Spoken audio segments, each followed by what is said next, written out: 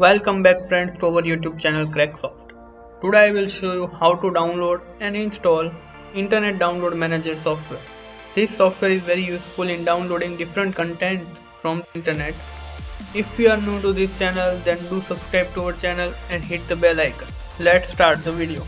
First of all, download the files from the link given in the description and open the folder and extract the file.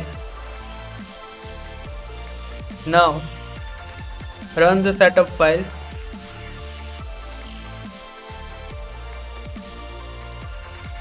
Now here copy the password from this text file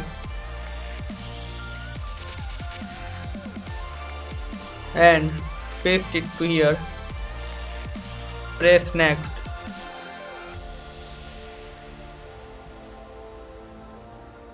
Here click on next. Click I accept the terms and next.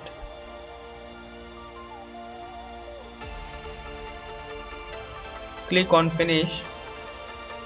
This is the Internet Download Manager software. Paste the download URL to here and click on OK. The download will automatically start. You can see your past downloads from here. If you find the video helpful, then do like the video, share the video and subscribe to our channel. Thank you.